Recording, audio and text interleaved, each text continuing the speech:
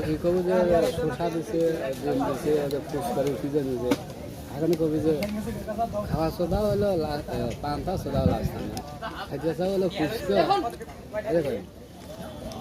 কি খেতে ডিম দিছে শসা দিছে ডাল দিছে খেতেছে কি দা খেতে নাই চাবার পারি না তো